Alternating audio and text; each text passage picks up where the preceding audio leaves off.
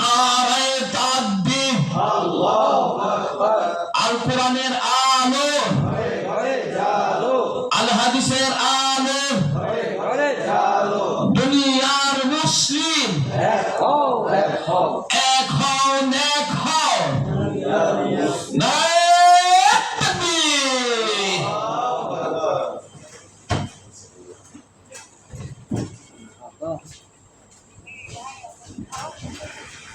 আমাদের এখনো মানে অনুষ্ঠান দেরি করে শুরু হলো তো আপনারা আসসালামু আলাইকুম ওয়া রাহমাতুল্লাহি ওয়া বারাকাতুহু।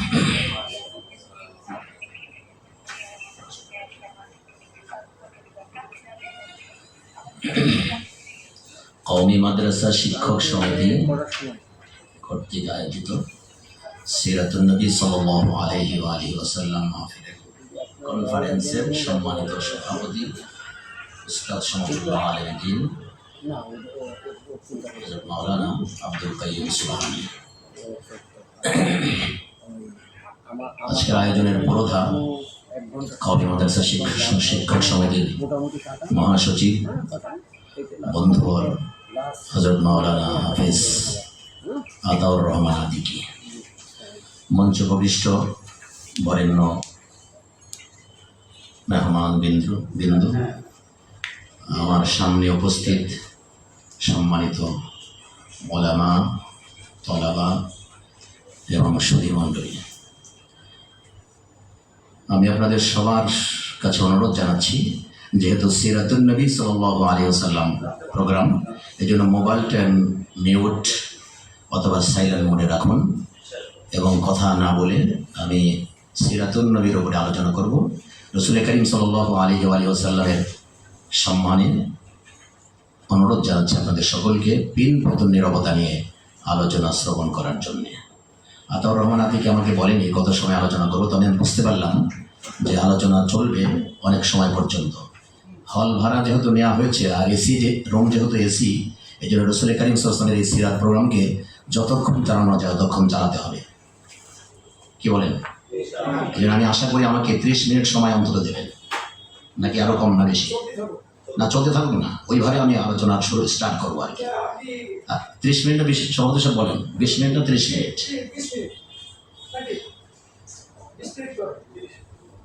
আচ্ছা ঠিক আছে, আতাউর রহমান আতিকে বলছে উনি 30 মিনিট অনুমোদন দিচ্ছে।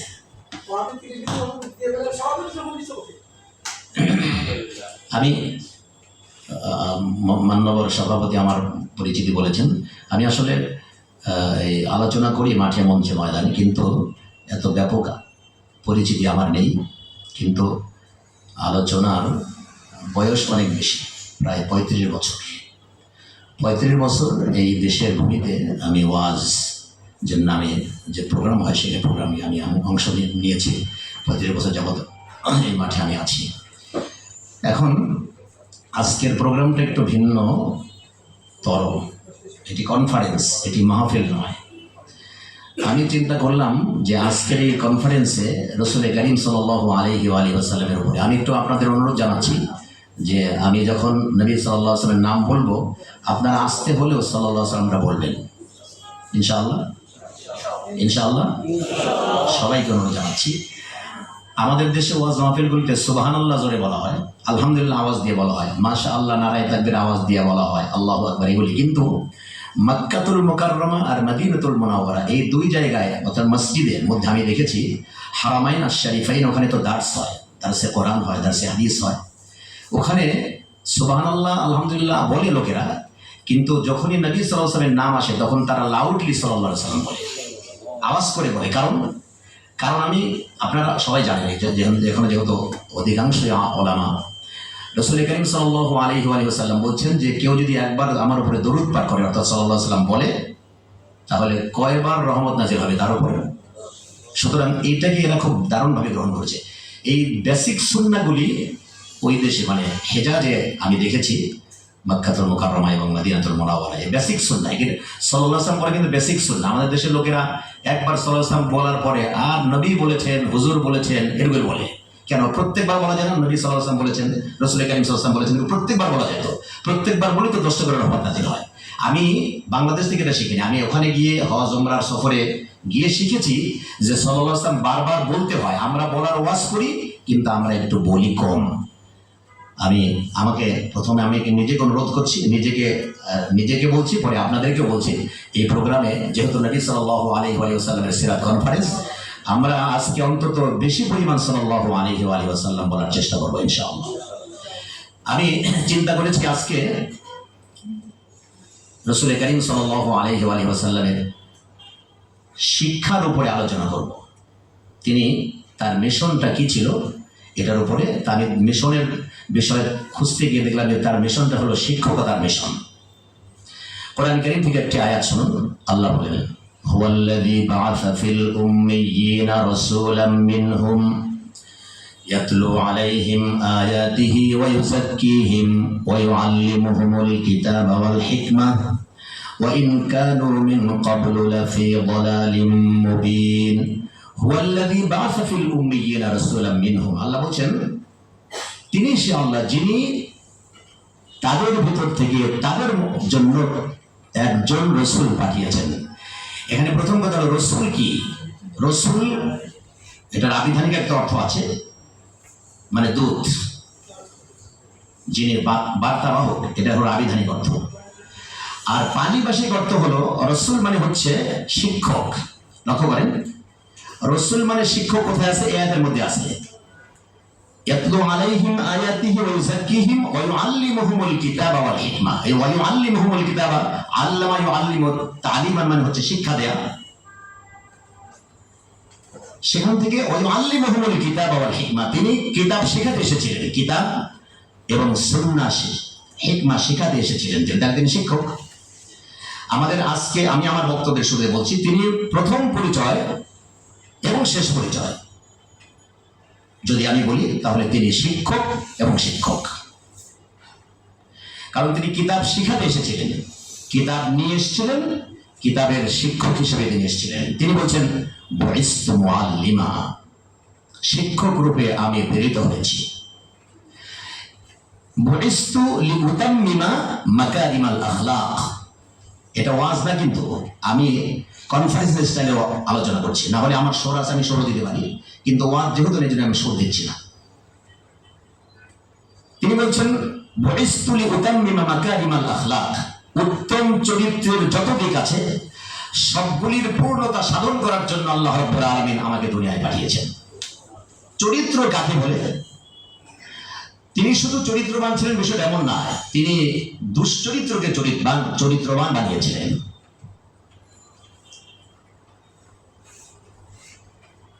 তিনি শিখেছেন, প্রথম হলো তিনি শিখেছেন। 40 বছর পর্যন্ত তিনি তো শিখেন নাই, 40 বছরেও তিনি শিখেছেন। প্রথম প্রশ্ন হলো, তাকে কে শিখালেন?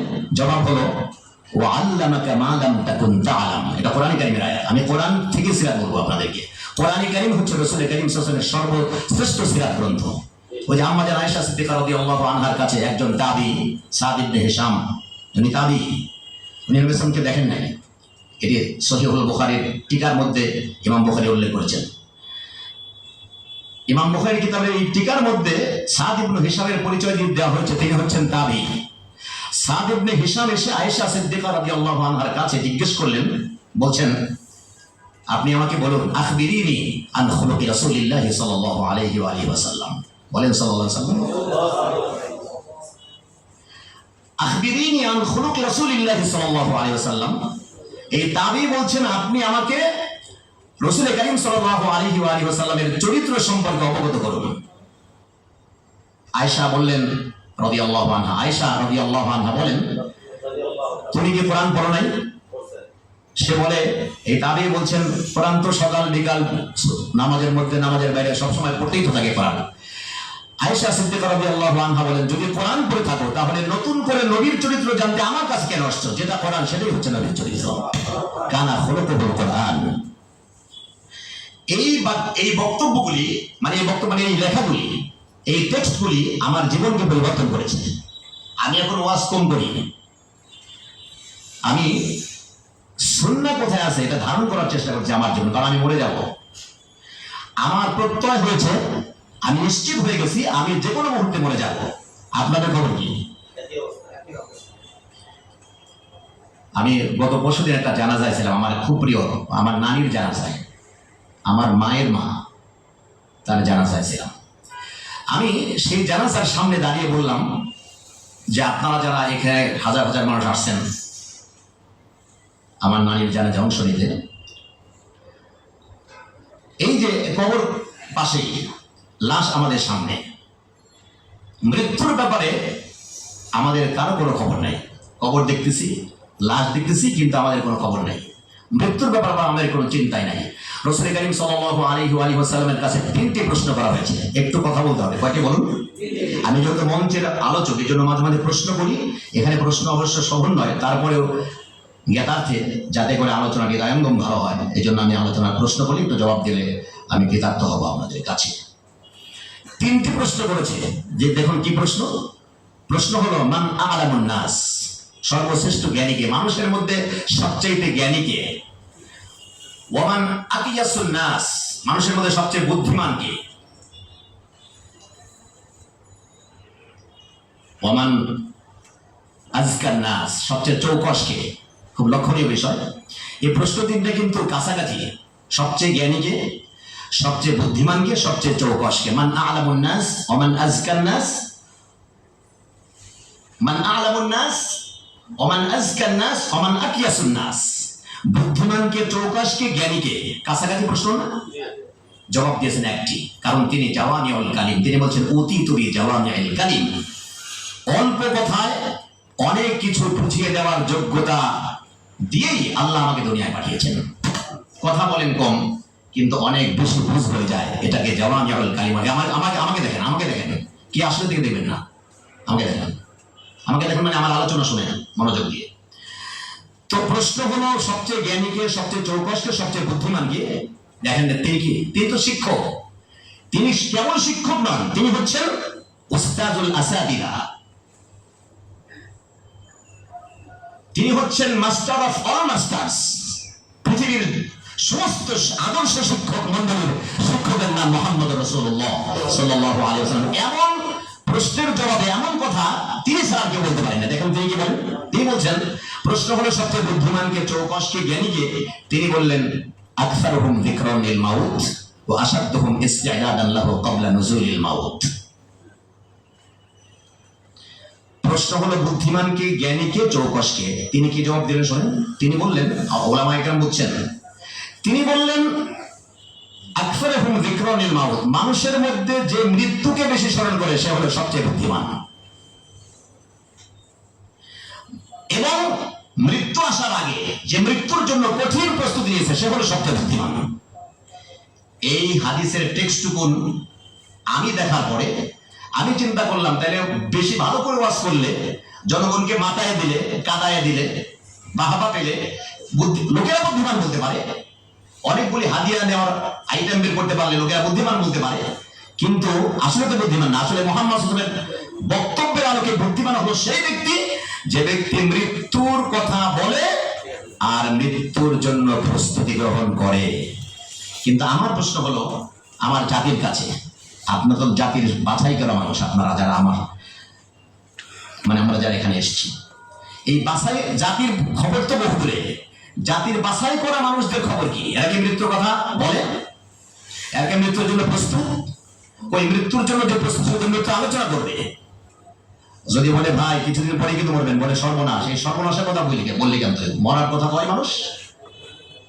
কারো মুখে মৃত্যুর আলোচনা নাই। অথচ সাহাবায়ে কেরাম রিদওয়ানুল্লাহি তাআলা আলাইহিম আজমাইন তাদেরকে জান্নাতের স্বপ্ন দেখানো হয়েছিল। শুধু স্বপ্ন না, স্বপ্ন তো অবাস্তব হয়, কিন্তু মুহাম্মদ আরবি সাল্লাল্লাহু আলাইহি ওয়াসাল্লাম এমন করে পরকালীন জীবনকে তাদের সামনে পেশ করেছিলেন যে তারা যেন জান্নাতকে চোখের সামনে দেখতে পেয়েছিলেন। আমি এই আলোচনাটা শেষে আনবো।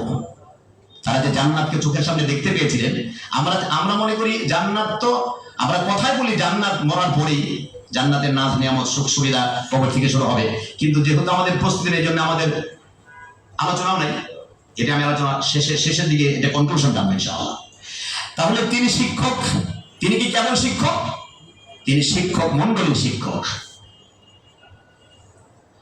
ওয়া আল্লামাকা মা লাম তাকুন তা'লাম, আল্লাহ বলছেন তুমি যা জানতে না তা তিনি তোমাকে শিখিয়েছেন। তার মানে মুহাম্মদ সাল্লাল্লাহু আলাইহি ওয়া সাল্লামের শিক্ষক হলেন স্বয়ং আরশের আজিমের মালিক মহান আল্লাহ সুবহানাহু ওয়া তাআলা। তিনি হলেন শিক্ষক। কার মাধ্যমে শিখিয়েছেন? আল্লামাহু শাদীদুল কুওয়া, তাকে শিখিয়েছেন এক প্রচন্ড ভর, প্রচন্ড শক্তিধর এক মালাক, যার 600 ডানা আছে, যার একটা ডানা মেলে পড়লে গোটা আকাশকে ছেয়ে যায়। এরকম শক্তিধর ফেরেশতার মাধ্যমে মহান আল্লাহ সুবহানাহু ওয়া তাআলা আল্লাহ তাকে শিখিয়েছেন। সহিহুল বুখারী ওহী নাযিলের যে অধ্যায়টা আছে প্রথমে, বাবু বাদউল ওয়াহী, এখানে রাসূল করিম সাল্লাল্লাহু আলাইহি ওয়া সাল্লামের উপরে যে ওহীটা নাযিল হয়েছে এর বিস্তারিত বলা আছে। লক্ষ্য করেন, ওহী নাযিল হলো কোরআনে কারীমের। রাসূল করিম সাল্লাল্লাহু আলাইহি ওয়া সাল্লাম ওই গারে হেরাতে ছিলেন। গারে হেরাতে জিবরিল আসলেন, এসে জিজ্ঞেস করলেন, এসে তাকে ডাকলেন, ইয়া মুহাম্মদ ইকরা। তো তখন তিনি বললেন, মা আনা বিকারিন, আমি তো পড়তে জানি না।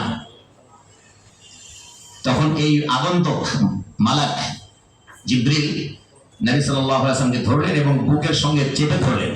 হাদিসের মধ্যে আছে ফাআখাদানি ফাআত্তানি, নবী সাল্লাল্লাহু বলতেছেন যে আমাকে তিনি ধরলেন, জোরে চেপে ধরলেন, জোরে চাপ দিলেন, এরকম 3 বার চাপ দিলেন। প্রথমবারে বললেন পড়ো ইকরা ইয়া মুহাম্মদ, তিনি বলছেন মা আনা বিকারিন। এবার আবারও চাপ দিলেন, আবারও চাপ দিলেন, আবারও চাপ দিলেন। তৃতীয়বার যখন তাকে বলা হলো ইকরা বিসমি রাব্বিকাল্লাযী খালাক, তখন তিনি পড়তে শুরু করলেন। এখানে মুফাসসিরিন লিখেছেন, মুফাসসিরিন এবং মুহাদ্দিসরা ব্যাখ্যা করেছেন যে প্রথম যে 3 বার জিবরিল বলেছেন পড়ো পড়ো ইকরা ইকরা ইকরা, প্রথম 3 বার কেন তিনি পড়েন নাই? এই জন্য পড়েন নাই যে তাকে আল্লাহর নামে পড়তে বলা হয় নাই। তো এই জন্য পৃথিবীর পড়া 2 প্রকার, একটা হলো আল্লাহর নামে পড়া আর একটা হলো আল্লাহর নাম ছাড়া পড়া। যেই পড়া আল্লাহর নামে শুরু হয়, যেই পড়া আল্লাহর নাম দিয়ে শুরু করতে হয়, ওই পড়া দুনিয়া আখিরাতের কল্যাণের পড়া। আর যে পড়া আল্লাহর নাম ছাড়া পড়া, ওটা দুনিয়াতেও কাজে লাগবে না, আখিরাতে কোনো কাজে লাগবে না। এবার আমার প্রশ্ন আমি করি, জবাব আমি দিই। আমার এই জাতির অধিকাংশ মানুষ এরা কি আল্লাহর নাম নিয়ে পড়ে না আল্লাহর নাম ছাড়া পড়ে? আপনারা একটু বলেন তো। এই যে স্কুল কলেজ বিশ্ববিদ্যালয়ে এগুলি পড়ার আগে কি আউযুবিল্লাহ বিসমিল্লাহ পড়তে হয়? তা তো পড়তে হয় না। সুতরাং আল্লাহর নাম ছাড়া পড়ছে। আল্লাহর নাম ছাড়া পড়ানে বলা এই জাতি, যারা রাষ্ট্রপ্রধান, যারা রাষ্ট্রের প্রধান উপদেষ্টা, অন্যান্য উপদেষ্টা, আগে যারা এমপি ছিল, মন্ত্রী ছিলেন, সব আল্লাহর নাম ছাড়া এরা কিন্তু পড়ছে। এরা পড়ে আসছে জগৎ বিখ্যাত বিশ্ববিদ্যালয় থেকে বোর্ডের ডিগ্রি নিয়ে ডক্টরেট করে তারপরে আসছে, রাষ্ট্রের বড় বড় পদ দখল করছে। এদের দ্বারা রাষ্ট্র গঠন হয় নাই, বরং রাষ্ট্রের 12টা বাইজা 14টা চলছে। কারণ তো আল্লাহর নামে পড়ে নাই, তো আল্লাহর নামে পড়ে নাই। সুতরাং আল্লাহর নাম ছাড়া যে পড়া হবে, সে পড়া না দুনিয়ায় কোনো কাজে লাগবে না আখিরাতে কাজে লাগবে, বরং দুনিয়া ধ্বংস করবে তারা, যারা আগে আল্লাহর নাম ছাড়া হবে। এই জন্য দেশ এখন সংস্কারের দিকে যাচ্ছে। সবাই বলছে সংস্কার আগে তারপরে নির্বাচন, এটা তো এখন ঘোষিত কথা, আগে সংস্কার। আমি আমার জুমার খুতবায়, আমি 2 জায়গাতে জুমার খুতবা দিই, এই 2 জায়গায় বলেছি, এবং যেখানে যেখানে ছোট ছোট প্রোগ্রাম হচ্ছে সেখানে বলতেছি সংস্কার কিসে? আরে সংস্কার তো বিগত সরকার সংস্কার করেছে, মেট্রো রেল বানাইছে, রাস্তাঘাট বানাইছে, এখন রাস্তা ধুমধাম করে গাড়ি চলে, চমৎকার রাস্তাঘাট, সবকিছু উন্নত হয়েছে, এগুলো সংস্কার হয়ে গেছে। তাহলে কিসের সংস্কার? ওনারা যেটা চাচ্ছে সেটা হলো ব্যক্তি সংস্কার চায়, মানুষের সংস্কার চায়। আমি উপদেষ্টা মন্ডলীকে বলছি, আজকে বলছি আপনাদের প্রোগ্রাম থেকে, যদি সংস্কার মানুষের সংস্কার চান, তাহলে ব্যাক টু বেসিক, আপনাকে ফিরে যেতে হবে আজ থেকে 1500 বছর আগে মুহাম্মদুর রাসূলুল্লাহ সাল্লাল্লাহু আলাইহি ওয়া সাল্লাম আইয়ামুল জাহিলিয়া, ডেজ অফ ইগনোরেন্স, অজ্ঞতার যুগকে যেই পন্থায় সংস্কার করে বিজ্ঞতার যুগ বানিয়েছিলেন, সোনার যুগ বানিয়েছিলেন, সেই দিকে ফিরে না যাওয়া পর্যন্ত সংস্কারের কথা শুধু মুখেই থাকবে, কার্যত কোনো উপকার হবে না। তাহলে সংস্কার হতে হবে শিক্ষা দিয়ে। আমি গলা ভিজাচ্ছি, দাঁড়ায় দাঁড়িয়ে এরা বলবেন না যে দাঁড়ায় দাঁড়িয়ে পানি খাচ্ছেন কেন, গলা ভিজাইতে হয় না।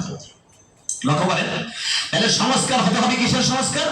সংস্কার হতে হবে ব্যক্তি চরিত্রের সংস্কার, আর সেটার জন্য হবে ওহির শিক্ষার বাইরে কোনো সংস্কার হতে পারে না, ওহির শিক্ষা নিয়ে সংস্কার হতে হবে। এখন আমাদের বর্তমান শাসক যারা এখন ক্ষমতায় আছে তারা তো উপদেষ্টা, এখন তো কথা বলা যায়, এই জন্য আপনারা আয়োজন করছেন, কথা বলার কোনো এখন রেস্ট্রিকশন নাই, কথা এখন বলা যায় আলহামদুলিল্লাহ। কথা বলা যায় দেখেই তো বলতেছি, ওনারা এখন আমাদেরকে কিছু বলবেন না, এই জন্য আমরা বলতে সাহস পাচ্ছি।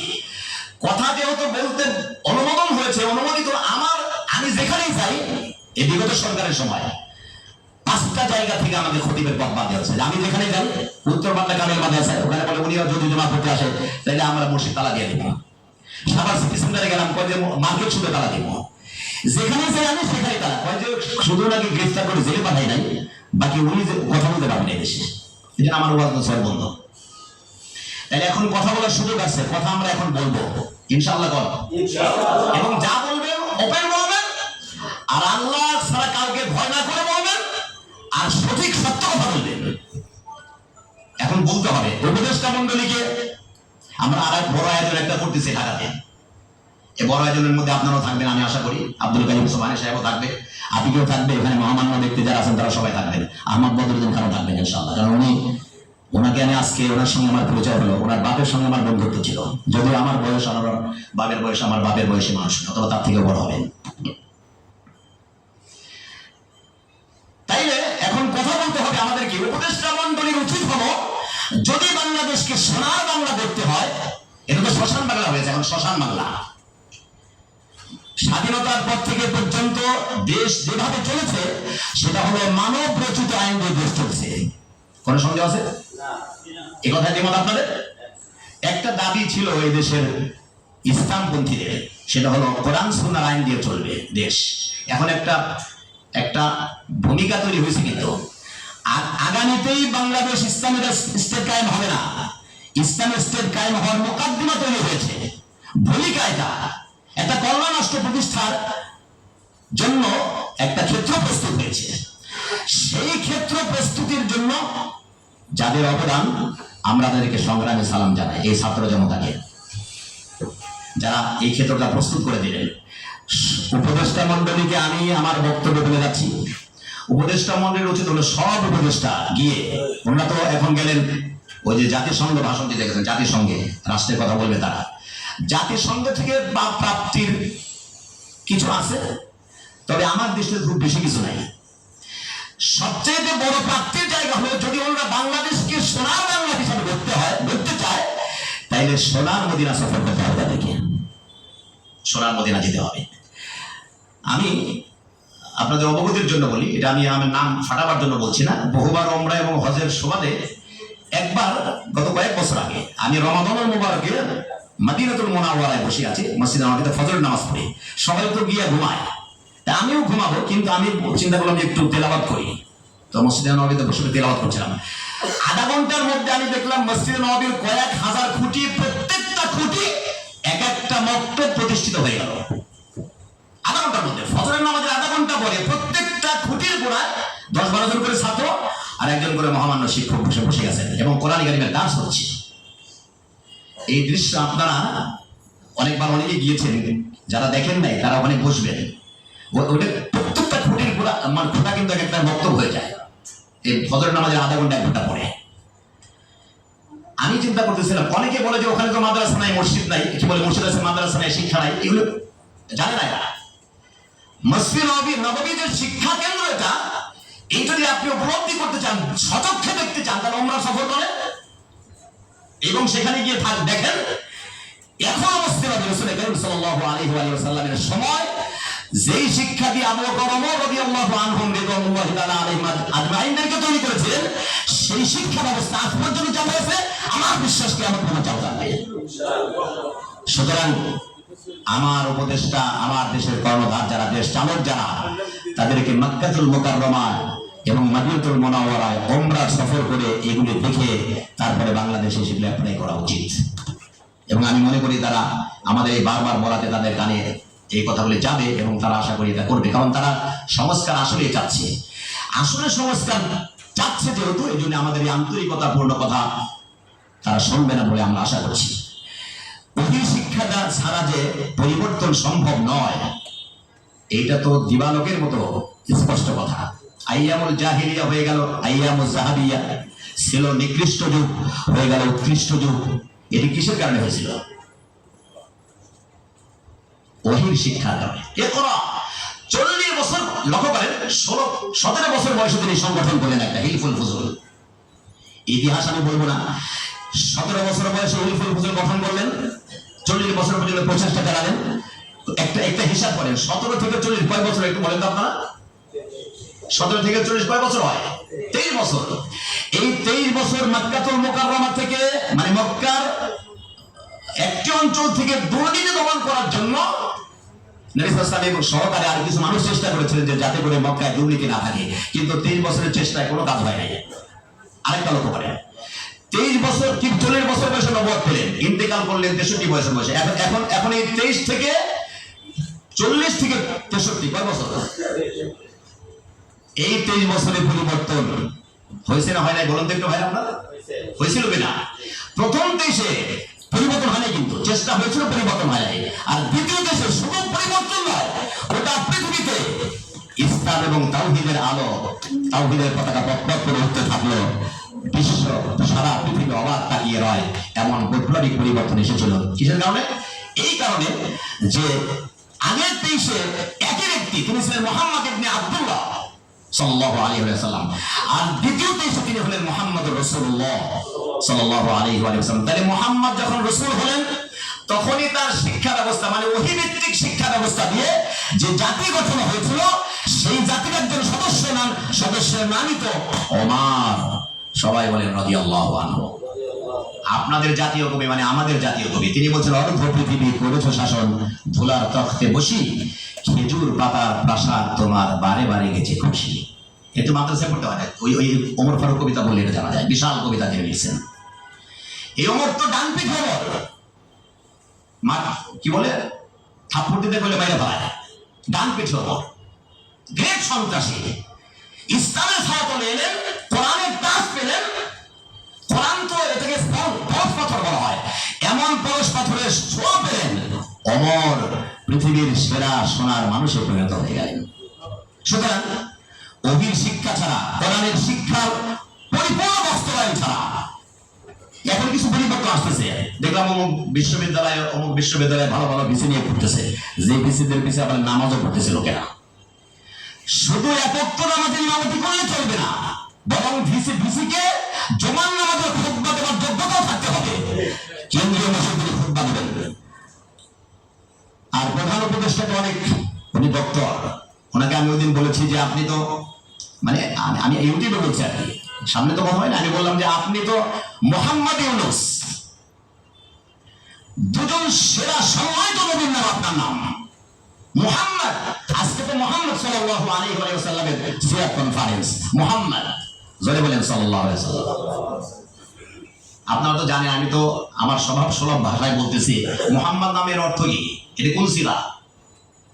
এটা ইসমে মাফউল, হাম্মাদা ইউহাম্মিদু তাহমিদান, মানে বেশি প্রশংসা করা। হামিদা ইয়াহমাদু মানে প্রশংসা করা, আর হাম্মাদা ইউহাম্মিদ বাবে তাফসীরের এটার বিশেষত্ব দেখেন, বেশি বেশি প্রশংসা করার নাম হচ্ছে তাহমিদ। সেখান থেকে মুহাম্মদ ইসমে মাফউলের সিগা, অর্থ হলো প্রশংসিত, চরম প্রশংসিত। যখন তার 4টি ছেলে মারা গেল, আবু জেহেল কয় যে সে তো নির্বংশ, ওয়াল আবতার। আল্লাহ সুবহানাহু ওয়া তাআলা বললেন তিনি আবতার, বরং এই যে তোরা যারা বলছিস তোরাই তো আবতার। আবতার মানে লেজ কাটা, তার বংশ থাকবে না। নবী সাল্লাল্লাহু আলাইহি ওয়াসাল্লামের তো ছেলে ছিলেন না, সব ছোটবেলায় ইন্তেকাল করলেন। দেখেন নবী সাল্লাল্লাহু আলাইহি ওয়াসাল্লাম, ওরা বলছিল যে মুহাম্মাদের নামই তো বলার কেউ থাকবে না সাল্লাল্লাহু আলাইহি ওয়াসাল্লাম, তার মরার পরে তার নাম বলার কেউ থাকবে না পৃথিবীতে। এখন আপনি লক্ষ্য করেন, চীন থেকে আযান শুরু হয়, আযানের মধ্যে আশহাদু আন্না মুহাম্মাদুর রাসূলুল্লাহ আছে কিনা? আছে। চীনের ওই ঘুর থেকে আযান শুরু হয়, ফজরের আযান। সুমাত্রা, জাকার্তা, ইন্দোনেশিয়া, মালয়েশিয়া, তারপরে উইঘুর সহকারে, এরপরে বাংলাদেশ, ভারত, নেপাল, পাকিস্তান হয়ে আরব ভূখণ্ড পেরিয়ে, তারপরে টাইগ্রিস পেরিয়ে একবারে চলে যায় আমেরিকা পর্যন্ত। গবেষকরা দেখেছেন যে এক ফজরের নামাজের আযান, আশহাদু আন্না মুহাম্মাদুর রাসূলুল্লাহ, এই শব্দটা যখন ফজরের সময় বলা হয় তখন এটা সারা দুনিয়ায় 9 ঘন্টা ব্যাপী চলতে থাকে। 9 ঘন্টা ব্যাপী আশহাদু আন্না মুহাম্মাদুর রাসূলুল্লাহ, মুয়াজ্জিন বলে আমি সাক্ষ্য দিচ্ছি মুহাম্মদ সাল্লাল্লাহু আলাইহি ওয়াসাল্লাম আল্লাহ রাসূল। এই কথা শুধু ফজরের সময় 9 ঘন্টা ব্যাপী চালু থাকে। জোহরের সময় 9 ঘন্টা, আসরের 9 ঘন্টা, মাগরিবের 9 ঘন্টা, এশার 9 ঘন্টা, 5 নং কত হয়? 45 ঘন্টা ব্যাপী। 24 ঘন্টার মধ্যে 35 ঘন্টা ব্যাপী নবী সাল্লাল্লাহু আলাইহি ওয়াসাল্লামের নাম উচ্চারিত হয়। 24 ঘন্টার মধ্যে 45 ঘন্টা, এটা কি করে আবার? তার মানে 24 ঘন্টা পেরিয়ে আরো ঘন্টা চলে যায় শুধু মুহাম্মদ সাল্লাল্লাহু আলাইহি ওয়াসাল্লামের নাম রিপিট হতে থাকে। এটা শুরু হয়েছে সেই 2000 বছর আগে, কিয়ামত পর্যন্ত এটা চলমান থাকবে। তাহলে যারা বলল তার বংশ থাকবে না, মহান আল্লাহ সুবহানাহু ওয়া তাআলা তাকে প্রশংসিত বানিয়ে দিলেন। নবী সাল্লাল্লাহু আলাইহি ওয়া সাল্লামের যত সিরাত আলোচনা, এই জন্য নবী সাল্লাল্লাহু আলাইহি ওয়াসাল্লামের আলোচনা মানে বলতে হয় এগুলি 4 জায়গাতে রাসূল কারীম সাল্লাল্লাহু আলাইহি ওয়াসাল্লামের নাম মুহাম্মদ 4 জায়গাতে আছে। যারা আপনি হাফেজ কোরআন যারা আলেম তারা জানেন, আমি ওগুলি ওদিকে যাচ্ছি না। 4 জায়গাতে মুহাম্মদ শব্দ আছে, আর এক জায়গাতে আছে আহমদ, ইসমুহু আহমদ। আহমদ তো আপনার আহমদ কি? আহমদ তো ইসমে তাফসীর সুবহানাকে বেটা। আহমদ মানে হচ্ছে সর্বাধিক প্রশংসাকারী। মুহাম্মদ হামিদ হামদে খুদা বাস, খুদা মদহে আফরি মুস্তাফা বাস। তার জীবনে এত বেশি প্রশংসা করেছেন, আমরা জিকির ভুলে গিয়েছি। যারা জিকির শিখাই, আমরা জিকির শিখাই কিন্তু অনেকে জিকির করি না। আবু হুরায়রা রাদিয়াল্লাহু আনহু বলেন, রাদিয়াল্লাহু আনহু তিনি বলতেছেন, দেখেন ইস্তেগফার। আমি এই হাদিসগুলি পড়ার পরে আমি আমার জীবন পরিবর্তনের জন্য নিজে চেষ্টা করতেছি। আমি বললাম আমার বছরে কেউ পরিবর্তন করলো, ওটা তাদের ব্যাপার, আমাকে পরিবর্তন হতে হবে। আমরা ইস্তেগফার খুব ওয়াজ করি, কিন্তু ইস্তেগফার আজকের দিনে এখানে আমরা যারা আছি কয়জন মানুষ 100 বার ইস্তেগফার পড়ছি আমরা? আপনাদের বলা দরকার নাই। কয়জন মানুষ 500 বার ইস্তেগফার করি, কয়জন মানুষ 100 বার দরুদ শরীফ পড়ি? আমরা তো দরুদ ওয়াজ করি। আবু হুরায়রা বলেন, মা রাআইতু আহাদান, আমি এমন কাউকে দেখি নাই যেই ব্যক্তি নবী সাল্লাল্লাহু আলাইহি ওয়া সাল্লামের চেয়ে বেশি আস্তাগফিরুল্লাহ পড়েছে অথচ তার জীবনের সামনে কোনো গুনাহ নেই, পিছনে কোনো গুনাহ হয়নি। তিনি বলছেন আস্তাগফিরুল্লাহ ওয়া আতুবু ইলাইহি। আবু হুরায়রা বলেন, আমি যতবার আবু হুরায়রা 3 বছর ছিলেন মুহাম্মদ সাল্লাল্লাহু আলাইহি ওয়াসাল্লাম তত্ত্বাবধানে মুসলিম হওয়ার পর। সাহাবী এমন সাহাবী সারাক্ষণ লেগে আছেন, এজন্য বেশি হাদিস থেকে রিওয়ায়াত করেছেন। আবু হুরায়রা বলেন, আমি দেখতেছেন তিনি কি জন্য পড়তেছেন, আমি একটু কাছে গেলাম, শুনতেছি আস্তাগফিরুল্লাহ ওয়া আতুবু ইলাইহি। আমি আবার আওয়াজ শুনলাম তিনি কি জন্য পড়েন, আমি আবার কাছে গেলাম, বলেন শুনলাম আস্তাগফিরুল্লাহ ওয়া আতুবু ইলাইহি। আস্তাগফিরুল্লাহ কি? আস্তাগফিরুল্লাহ আপনার অর্থ যে আস্তাগফিরুল্লাহ মানে আমি আল্লাহর কাছে ক্ষমা চাইব, তার দিকে ফিরে যাব। এই কথা যে ব্যক্তি বলে, আস্তাগফিরুল্লাহ ওয়া আতুবু ইলাইহি যে ব্যক্তি বলে, 3টি উপকার হয় তার। আমি হাদিস আলোচনা করছি, যেহেতু সিরাতের আলোচনা মানে মুহাম্মদ সাল্লাল্লাহু আলাইহি ওয়াসাল্লামের আলোচনা। মান লাযিমাল ইস্তিগফার জাআলাল্লাহু লাহু মিন কুল্লি দিকিন মাখরাজা ওয়া মিন কুল্লি হাম্মিন ফারাজা ওয়া রাযাকাহু মিন হাইসু লা ইয়াহতাসিব। আমাদের জীবনের সংকট যদি আমরা সমাধান করতে চাই, সংকটগুলো যদি আমরা দূর করতে চাই, তাহলে ইস্তিগফার, রাসূল কারীম সাল্লাল্লাহু আলাইহি ওয়াসাল্লামের এই সুন্নাহর বাস্তবায়ন, আমাদের মুখে ইস্তিগফার আনা, সংকট বিবর্তনের কোনো রাস্তা আর বিকল্প আর জানা নাই, আর বিকল্প কোনো রাস্তাই নাই। রাসূল কারীম সাল্লাল্লাহু আলাইহি ওয়া সাল্লাম শিক্ষক হিসেবে এসেছিলেন পৃথিবীতে। তার শিক্ষা ব্যবস্থা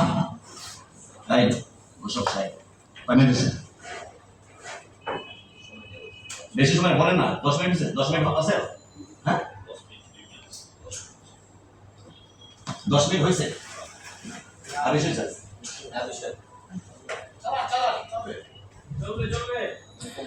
শিক্ষক মুহাম্মদুর রাসূলুল্লাহ সাল্লাল্লাহু আলাইহি ওয়াসাল্লাম।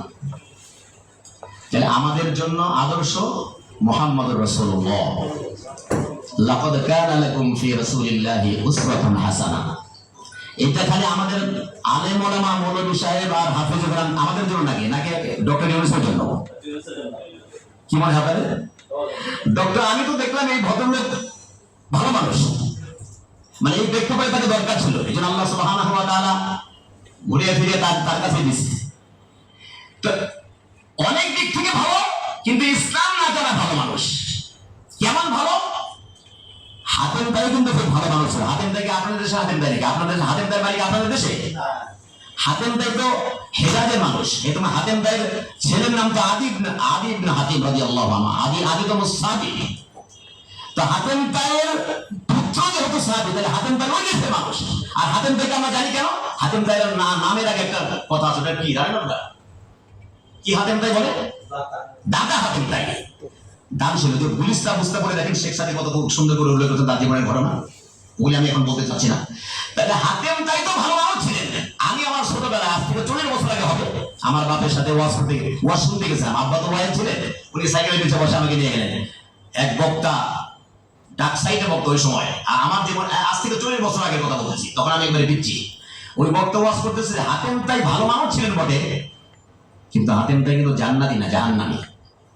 মেরাজের রাতে রাসূল করিম সাল্লাল্লাহু আলাইহি ওয়া সাল্লাম জাহান্নাম দেখেছিলেন। জাহান্নামের মধ্যে একটা মানুষকে, এই ঘটনা আমি কোথেকে বলছি আমি জানি না, কিন্তু ঘটনার শিক্ষা আছে যেটা আমি আপনাদের সামনে উল্লেখ করতেছি। এই কি বলে মেরাজের ঘটনার মধ্যে এটা নাই, কিন্তু উনি কোথেকে আনছে এটা ওনারই বিষয়, ওনারটা আমি নকল করতেছি। ওই আলেম বলতেছেন যে হাতেম তাইকে রাসূল করিম সাল্লাল্লাহু আলাইহি ওয়া সাল্লাম মেরাজের রাতে জাহান্নামের মধ্যে দেখছেন নবী সাল্লাল্লাহু আলাইহি ওয়া সাল্লাম। কিন্তু আশ্চর্য হলো যে চারদিকে আগুন জ্বলে, ওই মানুষটার আগুন ধরতেছে না, জাহান্নামের আগুনের মধ্যে লোকটা বসে আছে, ওই বক্তব্য করতেছে। আমি ওখানে ছিলাম, তখন আমার বয়স 10-12 হবে। এই জাহান্নামের আগুনের মধ্যে বসে আছে, কিন্তু লোকটাকে আগুনে স্পর্শ করছে না। এই আশ্চর্য ঘটনা থেকে রাসূল করিম সাল্লাল্লাহু আলাইহি ওয়া সাল্লাম জিবরীলকে জিজ্ঞেস করলেন, এই লোকটিকে জাহান্নামের মধ্যে বসে আছে অথচ আগুন তাকে স্পর্শ করছে না। জিবরীল বললেন, এই লোকটার নাম হচ্ছে হাতেম তাই। হাতেম তাই খুব দাতা ছিলেন, ভালো মানুষ ছিলেন, অনেক গুণের সমাবেশ তার মধ্যে ছিল। সেজন্য তো পরে হাতেম তাই, প্রথম কথা হলো হাতেম তাই ইমানদার না, কারণ নবীবিহীন যুগে আছেন হাতেম তাই, ফাতরাতের যুগে হাতেম তাইয়ের জন্ম, নবুয়তের যুগ পান নাই, শিরিক তার মধ্যে ছিল। সেই ইমান যেহেতু নাই, সেই হয়তো হাতেম তাই বেঈমান, যে কোনো বেঈমান, ইমান না থাকলে ভালো মানুষ যত ভালো গুণী থাক, ইমান না থাকলে জাহান্নাম। সুতরাং যেহেতু হাতেম তাই ইমান নাই, সুতরাং হাতেম তাই জাহান্নামে গেছে। কিন্তু হাতেম তাই এত ভালো কাজগুলি কি হবে? হাতেম তাই এত বেশি ভালো কাজ করেছে, যার প্রেক্ষিতে নিয়মের মধ্যে পড়ে হাতেম তাই জাহান্নামে গেছে। হাতেম তাইয়ের চারদিকে আগুন জ্বলতেছে, হাতেম তাইকে আগুন স্পর্শ করছে না। এর কারণ হলো এই ভালো গুণের কারণে। ওই যে আবু তালিবকে যেমন এক জোড়া জাহান্নামের জুতা নিচে দেওয়া হবে, এটাই তার জন্য যথেষ্ট। চারদিকে আগুন তাকে টাচ করছে না, কিন্তু আগুনের তাপ কিন্তু হাতেম তাইকে টাচ করছে, আর তাপ লাগতেছে। বিষয়টা হলো ভালো মানুষ হলে কিয়ামতের দিন মুক্তি নাই, যদি ভালো ইমানদার না হওয়া যায়। উপদেষ্টা মন্ডলী, প্রধান উপদেষ্টা মহোদয়, সবাই সকলকে বলছি, আপনারা অনেক ভালো মানুষ, কিন্তু যদি ভালো ইমানদার না হতে পারেন, পৃথিবীতে বাহবা পাবেন, আখিরাতে কিন্তু মুক্তি নাই।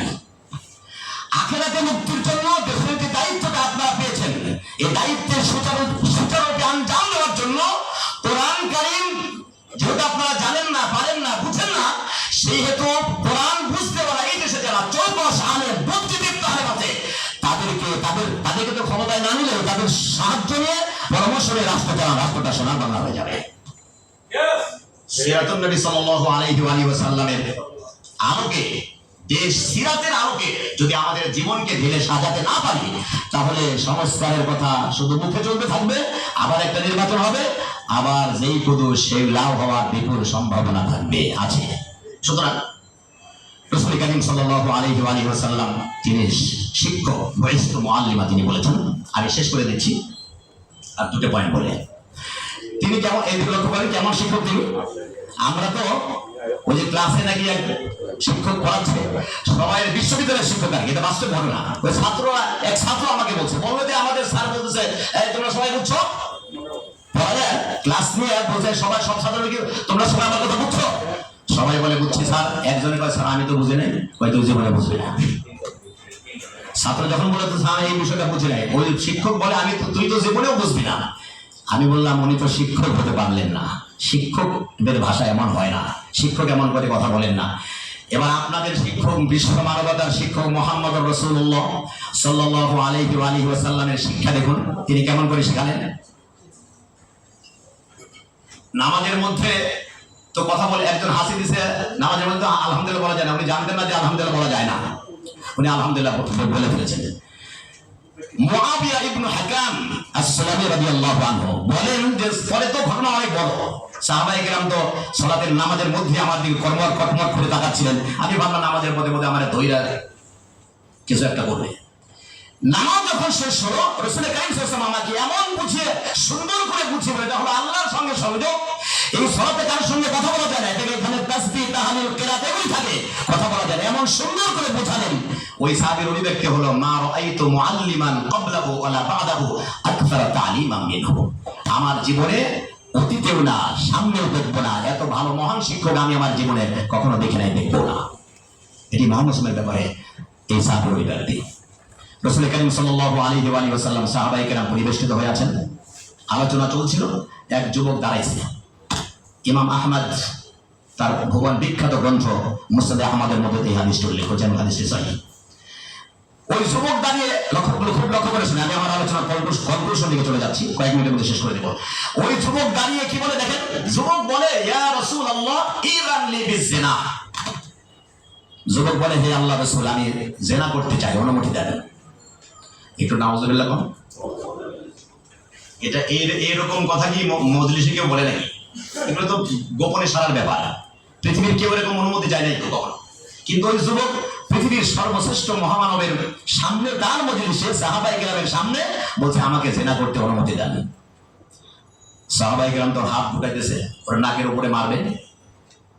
রাসূল কারীম সাল্লাল্লাহু আলাইহি ওয়াসাল্লাম সাহাবীদেরকে থামালেন আর বললেন, তাআল ইলাইয়া, তুমি আমার কাছে আসো। লক্ষ্য করেন, ওই এখন এই লোকটা কথা বলে, এই যুবক কথা বলে যেটা বলছে, সাহাবীদের অবস্থা দেখে তো সে এখন পড়ি না মার মরি, উঠতে পড়ি না মরি, এরকম অবস্থা। সে এখন দৌড় দিবে, তাও পাচ্ছে না। তখন নবী সাল্লাল্লাহু আলাইহি ওয়াসাল্লাম তাকে অভয় বলেন, ডাকলেন, কাছে আসলো। ওই যুবক কাছে আসার পরে নবী সাল্লাল্লাহু আলাইহি ওয়াসাল্লাম জিজ্ঞেস করেন, তুমি যে গর্হিত কাজটা করতে চাও, কোন মহিলার সাথে করতে হবে, তাই তো? আতহিব্বুহু লি উম্মিক, খুব খেয়াল করেন, আতহিব্বুহু লি উম্মিক, তোমার যে মা আছে, ওই মায়ের সঙ্গে যদি কেউ এই কাজটা করতে চায়, তুমি কি পছন্দ করো? লোকটা বলে, লা ওয়াল্লাহি ইয়া রাসূলুল্লাহ। চোখ লাল হয়ে গেছে তার। সে বলে, কখনো নয়, আমি তো কেটে টুকরো টুকরো করে ফেলবো যদি আমার মায়ের সঙ্গে এই কাজ কি হতে চায়। নবী সাল্লাল্লাহু আলাইহি ওয়াসাল্লাম বললেন, ওয়ালান নাসু ইউহিব্বুনাহু লিউম্মাহাতিহিম, তুমি যেমন চাও না, পৃথিবীর কেউ তার মায়ের সঙ্গে এটা করতে চায়, পছন্দ করে না। তারপরে আতহিব্বুহু লিউখতিক, তুমি কি তোমার বোনের সঙ্গে এটা পছন্দ করো? বলছেন, লা ওয়াল্লাহি ইয়া রাসূলুল্লাহ, আমি এটা পছন্দ করি না। তোমার খালার সাথে পছন্দ করো, তোমার মেয়ের সাথে পছন্দ করো, তোমার ফুফুর সাথে পছন্দ করো। এভাবে নিকট 4-5 জন আত্মীয়র কথা যখন বললেন, তখন যুবক বারবার বলছে, না আমি এটা পছন্দ করি না, আমি এটা চাই না, আমি এটা পছন্দ করি না। নবী সাল্লাল্লাহু আলাইহি ওয়াসাল্লাম বললেন, শোনো, তাহলে তুমি যে কাজটা করতে চাও, কোন নারীর সাথে, সে কারো মা হবে, অথবা কারো খালা হবে, অথবা কারো ফুফু হবে, অথবা কারো কন্যা হবে, অথবা কারো বোন হবে, এর বাইরে হবে না। এই বক্তব্য দিতে দিতে দেওয়ার মধ্য দিয়ে রাবী বলতেছেন, আমি দেখলাম ওই যুবকের চোখ দিয়ে দরদর করে পানি পড়তেছে। যেখানে ঔষধ, যেখানে ব্যথা, ওখানে ঔষধ লাগাই দিচ্ছে। আমরা তো বলতাম, ঠাস করে মারে দে, অথবা সে জেনা করতে চায়, দে 50টা ব্যাট লাগাই দে। মানবতার শিক্ষক কাকে বলে? নবী সাল্লাল্লাহু আলাইহি ওয়াসাল্লাম এমন শিক্ষক, তিনি ভিতরের রোগটা, আজকে তো রোগ নির্ণয় করার জন্য টেস্ট করা হয়, আমদাদে ফান্দাদে টেস্ট। নবী সাল্লাল্লাহু আলাইহি ওয়াসাল্লাম তার কথা শুনে বুঝতেন, তো মানসিক রোগী, না হলে তো জনসমক্ষে এর অনুমোদন চায় না, এর অনুমতি চাইতে পারে না। নবী সাল্লাল্লাহু আলাইহি ওয়াসাল্লাম তার চিকিৎসা এমন ভাবে দিলেন, এই কথা বলতে বলতে চোখ দিয়ে দরদর করে পানি পড়তেছে। রাবী বলতেছেন, তখন আমি দেখলাম যখন চোখ দিয়ে পানি পড়ে, তখন নবী সাল্লাল্লাহু আলাইহি ওয়াসাল্লাম তার বুকের মধ্যে হাত রেখে বললেন, আল্লাহুম্মা গফির যামবা, আয় আল্লাহ তার গুনাহগুলি মাফ করে দাও। আল্লাহুম্মা গফির যামবা ওয়া তাহির কলবা, আয় আল্লাহ তার হৃদয়কে পবিত্র করে দাও। আর ওয়াহাসসিন ফারজা, তার লজ্জাস্থানকে হেফাজত করো। রাবী বলেন, আমার চোখে দেখা এই দোয়ার পরে, এই নসিহত আর এই দোয়ার পরে যুবকের এমন পরিবর্তন হয়েছিল, বাকি জীবনে আমি যতবার দেখেছি কোন নারীর দিকে চোখ তুলে সে আর কোনোদিন তাকায় নাই। শিক্ষক, মানবতার মহান শিক্ষকের শিক্ষকতার কথা আমি আপনাদেরকে শোনালাম। এবার শেষ করে দিচ্ছি, শেষ আলোচনাটা বলে শেষ করে দিচ্ছি। সেটা হলো, রাসূল কারীম সাল্লাল্লাহু আলাইহি ওয়াসাল্লাম মানুষের সামনে আখিরাত পেশ করতে এসেছিলেন। এই আর যদি কথা বলবেন, আমি এখনই শেষ করে দিচ্ছি। হ্যাঁ,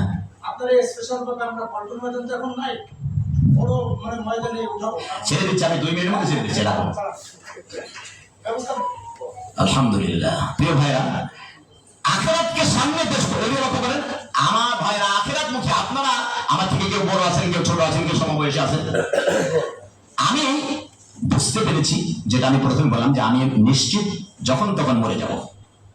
এবং আমার পরিবারকে বলা আছে যে আমি যদি ওয়াজ করতে চট্টগ্রামে যাই, চট্টগ্রাম কক্সবাজারে আমার বেশি প্রোগ্রাম হয়, তাইলে ওখান থেকে যদি আমার মৌত হয়ে যায়, আমার দোয়া হলো আমি যেন মক্কাতুল মুকাররমা এবং মদিনাতুল মুনাওয়ারায় আমি মরে যাই। এটা এই জন্য আমি বেশি বেশি টাকা হইলে আমি উমরা সফরের জন্য প্রস্তুতি নিতেছি এবং নিচ্ছি এবং নিয়েছি, যাতে করে ওখানে আল্লাহ আমার এই দোয়াটা যদি আল্লাহ দয়া করে কবুল করেন। যদি এই দেশে মৃত্যু হয়, আমার বাড়ি মানিকগঞ্জে, তাইলে কক্সবাজার থেকে আমার লাশ টেনে আনার কোনো প্রয়োজন নাই, সেখানে মরণ হবে, সেখানেই কবর হবে। এটা বলছি আমি আমার পরিবারকে বলে দিচ্ছি, তোমার বাপের কবর দেখে তোমার কোনো লাভ নাই, বরং দোয়া করলে চলবে। আর তোমাদের দোয়া না হলেও চলবে, কারণ আমি যে ইমান আর আমল তৈরি করছি, আমি বিশ্বাস করি আমি আমার আমল দিয়ে ইমান দিয়ে আমি নাজাত পেতে চাই, অন্য কারোর জন্য আমি কিছু রেখে যেতে চাই না। সুতরাং আখিরাতকে যে সামনে পেশ করলেন মুহাম্মদ সাল্লাল্লাহু আলাইহি ওয়াসাল্লাম, তার একটা চরম দৃষ্টান্ত রেখেই আমি আমার আলোচনা শেষ করছি। সেটা হলো বদরের এক যোদ্ধা, ইসলামের প্রথম যুদ্ধ বদর। সেই বদরের রাসূল করিম সাল্লাল্লাহু আলাইহি ওয়াসাল্লাম একদিকে আবু জাহেল 1000 আর একদিকে 313 জন মুহাম্মদ সাল্লাল্লাহু সাথী, তারা 3-4 দিন না খেয়ে আছে, হ্যাংলা পাতলা কাহিল, এরা সবাই না খেয়ে ইসলাম রক্ষার জন্য আছে, আর আবু জাহেল ইসলাম ধ্বংসের জন্য আছে। নবী সাল্লাল্লাহু আলাইহি ওয়াসাল্লাম একবার যুদ্ধের ঠিক আগে একটা ভাষণ দিলেন, এটা সহিহ বুখারীর ভাষণটা, ইমাম বুখারী উল্লেখ করেছেন হাদিসটা। একবার যুদ্ধ লাগবে এই মুহূর্তে নবী সাল্লাল্লাহু আলাইহি ওয়াসাল্লাম একটা ভাষণ দিলেন, দেখলেন যে আমার সঙ্গে 313 জনের পেটে খাবার নাই, মাত্র 8টা তরবারি, কয়েকটা মাত্র ঘোড়া, এত অদ্ভুত অস্ত্র, এই অস্ত্র দিয়ে আর এই দুর্বল মানুষ কেমনে যুদ্ধ করবে? নবী সাল্লাল্লাহু আলাইহি ওয়াসাল্লাম তখন উজ্জীবিত করার জন্য একটা ভাষণ দিলেন, খুব লক্ষ্য করেন। তিনি বলেন, কুমু ইলা জান্নাতিন আরদুহাস সামাওয়াতু ওয়াল আরদ। কামায়া কুমুতে আপনারা বুঝেন, কামায়া কুমাল কে মানে দাঁড়ানো, কুমু ইলা জান্নাতিন আরদুহাস সামাওয়াত। এখন যুদ্ধ হবে, আবু জাহেলের সঙ্গে এখন মারামারি হবে, কাটাকাটি হবে। আর নবী সাল্লাল্লাহু আলাইহি ওয়াসাল্লাম কি বলছেন? নবী সাল্লাল্লাহু আলাইহি ওয়াসাল্লাম সাহাবীদেরকে বললেন, তোমরা সবাই আল্লাহর এই বিশাল প্রশস্ত জান্নাতের জন্য দাঁড়াও, যে জান্নাতের প্রশস্ততা আকাশ যত বড়, জমিন যত বড়, আল্লাহর জান্নাত তত বড়। তোমরা কে কে জান্নাতে যাবে? দাঁড়াও। সাহাবায়ে কিরাম সবাই তো দাঁড়াবে। একজন দ্রুত দাঁড়াইছে, দাঁড়ায় বলে, তার নাম উমাইর ইবনে হুমাম আল আনসারী। উমাইর দাঁড়ায় বলে, জান্নাতুল আরদুহাস সামাওয়াতু ওয়াল আরদ। জান্নাত কি এত বড় আপনি বললেন? আকাশ যত বড়, পৃথিবী যত বড়, জান্নাত তত বড়? নবী বললেন, নাম, জান্নাত এত বড়। সাহাবী বলেন, বাহ বাহ বাহ, মানে কি চমৎকার কথা। রাসূল কারীম সাল্লাল্লাহু আলাইহি ওয়াসাল্লাম বললেন, এই লক্ষ্য করেন, এটা সাহাবী আর নবীর মাঝে নবীর কথোপকথন। সাহাবী বলেন, জান্নাতুল আরদুহাস সামাওয়াতু ওয়াল আরদ। তিনি বলেন, নাম। বাহ বাহ বলার পরে তিনি বললেন, মা ইয়াহমিলুকা আলা কাউলিকা বাহ বাহ। তুমি কেন বাহ বাহ বললে? ওই সাহাবী বলেন, ওমায় বলতেছেন, লা ওয়াল্লাহি ইয়া রাসূলুল্লাহ ইল্লা রাজা আন আকুনা মিন আহলিহা। যে জান্নাতের কথা বললেন, মদিনায় তো আমার একটা ছোট্ট বাড়ি আছে, একটা ছোট্ট বাগান আছে, আর আপনি বলছেন জান্নাতের আকাশ, জান্নাতে আকাশের আর জমিনের সমান এত বড় জান্নাত, তাহলে আমি মদিনায় ফিরে যেতে চাচ্ছি না, আমিও জান্নাতে ঢুকতে চাই। রাসূল কারীম সাল্লাল্লাহু আলাইহি ওয়াসাল্লাম বলেন, ইন্নাকা মিন আহলিহা ইয়া উমাইর, ও উমাইর, তুমি এখন সেই জান্নাতের মালিক হয়ে গেছো। এই কথা বলার পর রাবী বলতেছেন, আনাস রাদিয়াল্লাহু আনহু বলেন, আমি তখন দেখলাম ফাখরাজা তামারাতুম মিন করলিহি, তিনি তার ব্যাগের মধ্যে থেকে কয়েকটা খেজুর বের করলেন, ফাজাআলা ইয়াকুলু মিনহু, তার থেকে একটা খেজুর মুখে দিলেন, 5টা খেজুর বের করছে, একটা মুখে আর 4টা হাতে, একটা খায় আর 4টার দিকে তাকায় বলে, লা ইন্না হায়াতু হাত্তা আতারাহুম ইন্নাহা লাহায়াতুন তাইয়্যিবা ইন্নাহা লাহায়াতুন তাওয়িলা। এই যে 4টা খেজুর আমার হাতে, এগুলি শেষ করতে যে সময় লাগবে, এত লম্বা সময় দেওয়ার মতো সময় আমার নাই, আমার জান্নাতে ঢুকতে হবে। খেজুর, রাবী বলতেছেন, আনাস বলেন, আনাসই হাদিসের রাবী রাদিয়াল্লাহু আনহু, আনাস বলেন, আমি দেখলাম ফারামা বিহি উমাইয়ের হাতের খেজুরগুলি বদরের মাটির মধ্যে নিক্ষেপ করে দিল। এরপরে যুদ্ধ ঢুকে গেল, কিছুক্ষণ পরে ফাকুতিরা সে শহীদ হয়ে গেল। নবী সাল্লাল্লাহু আলাইহি ওয়াসাল্লাম যুদ্ধের পরে উমাইয়ের লাশ দেখে বললেন, ইন্নাকা মিন আহলিহা ইয়া উমাইর, তোমার লাশ, উমাইর তোমার লাশ পড়ে আছে বদরে, আর তোমার রূহটা এখন জান্নাতের মধ্যে ঘুরতেছে। প্রত্যেকটি সাহাবী তারা জান্নাতকে সামনে দেখেছিলেন, পরকালকে সামনে রেখেছিলেন, জীবন পরিবর্তন হয়েছিল। জীবন যদি পরিবর্তন করতে হয়, তাহলে আমাদেরকেও সামনে আল্লাহর জান্নাতকে দেখতে হবে, আল্লাহর আখিরাতকে সামনে রাখতে হবে। আর দেশকে যদি পরিবর্তন করতে হয়, তাহলে নবী সাল্লাল্লাহু আলাইহি ওয়াসাল্লামের শিক্ষা, ওহীর শিক্ষা ছাড়া, আর নবী সাল্লাল্লাহু আলাইহি ওয়াসাল্লামকে আদর্শ শিক্ষক মানা ছাড়া বিকল্প কোন রাস্তা জাতির সামনে, বিশ্বের সামনে খোলা নাই। এই জাতিকে এই কথা বোঝার তৌফিক আল্লাহ দান করুন। আমরা সবাই বলি আমিন। ওয়া আখিরু দাওয়ানা আলহামদুলিল্লাহি রাব্বিল আলামিন। আসসালামু আলাইকুম ওয়া রাহমাতুল্লাহি ওয়া বারাকাতুহু।